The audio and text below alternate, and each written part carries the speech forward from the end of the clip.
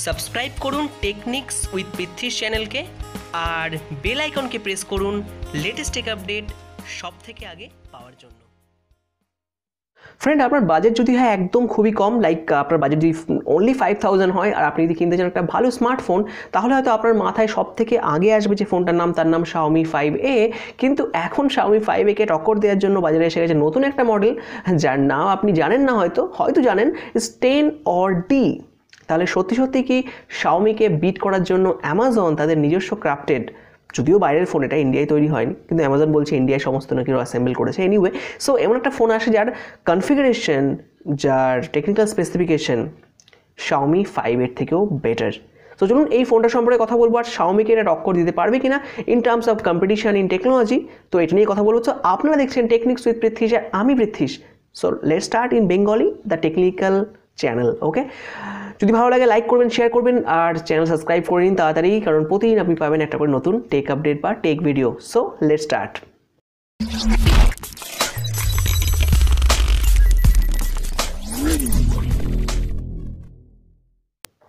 So প্রথমে কথা বলি, দেখুন টেকনিক্যাল স্পেসিফিকেশন ওয়াইজ যদি আমি দেখি, সেখানে Xiaomi 5A একটা one of the budget oriented phone, যেটা 5000-এর রেঞ্জে আসবে। যারা টেকনিক্যাল স্পেসিফিকেশন জানেন না, আমি একটু বলে দিচ্ছি। 2GB র্যাম আছে এই ফোনটা এবং 16GB ইন্টারনাল রম, তার সাথে 5 megapixel front camera and 13 megapixel rear camera with PDF technology, মানে ফেস ডিটেকশন অটোফোকাস টেকনোলজির সঙ্গে, প্লাস 5 ইঞ্চের একটা এইচ ডিসপ্লে থাকবে, plastic body, USB 2.0 mini USB port থাকবে, সাউন্ড সব কিছু, মানে একটা বাজেট ওরিয়েন্টেড ফোন আপনি পাচ্ছেন 5000 টাকা দামের মধ্যে। কিন্তু 10 or D যে ফোনটা আসে, সেখানে কিন্তু টেকনিক্যালি স্পেসিফিকেশন দেখেন, সেখান থেকে কিন্তু বেটার। প্রথম হচ্ছে 5.2 ইঞ্চ ডিসপ্লে কম্পেয়ার টু 5.0, তাহলে ডিসপ্লে সাইজটা বড়।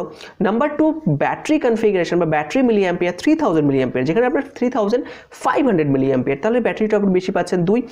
নাম্বার 3, যেখানে ফিঙ্গারপ্রিন্ট সেন্সার কিন্তু Xiaomi 5A ছিল না, এখানে Xiaomi-তে আপনি 10 or D-তে অ্যামাজনের যে ফোনটা, সেখানে কিন্তু আপনি পাবেন ফিঙ্গারপ্রিন্ট সেন্সার, বাবা 5000 টাকা দামের মধ্যে। 16GB রম আর 2GB র্যাম তো পাচ্ছেন। কোয়ালকম স্ন্যাপড্রাগন 425 দুটো ফোনেই রয়েছে। সুতরাং আপনি যদি main SoC system on chip দেখেন, সেক্ষেত্রেও কিন্তু একই রকম সিস্টেম অন চিপ ইউজ করা হচ্ছে।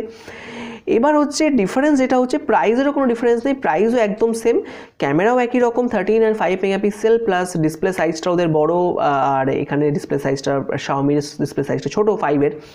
সুতরাং তাহলে টেকনিক্যালি আপনি এগিয়ে যাচ্ছেন, মানে যদি আপনি 10 or D দিকে যান।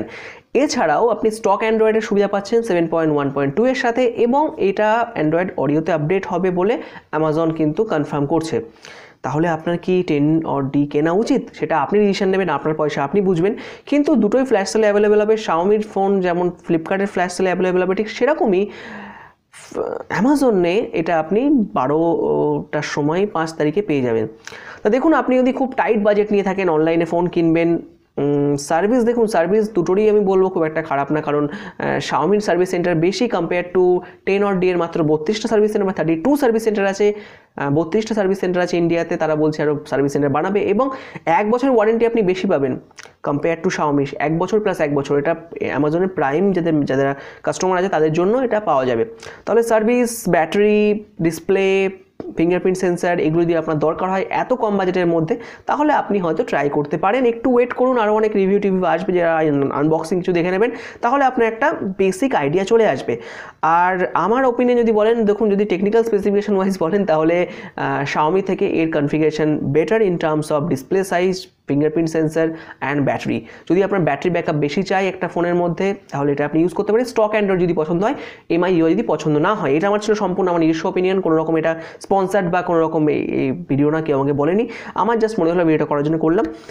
যদি ভালো লাগে লাইক এবং শেয়ার করুন, যদি কোনো কমেন্ট থাকে আমাকে জানান কমেন্ট করে কী ধরনের ভিডিও আপনি দেখতে চান। আর বাংলায় প্রতিদিন যদি আপনি টেক আপডেট পেতে চান, তাহলে চ্যানেলটি সাবস্ক্রাইব করতে ভুলবেন না। লাল রঙের বাটন দেখবেন সাবস্ক্রাইব লেখা আছে, টাচ করুন এবং বেল আইকনকে প্রেস করে দিন, তাহলে প্রতিদিন পাবেন নতুন করে একটা video. So take care and bye, good night, আবার দেখা হবে নতুন কোনো ভিডিওর সঙ্গে, ততক্ষণে বাই।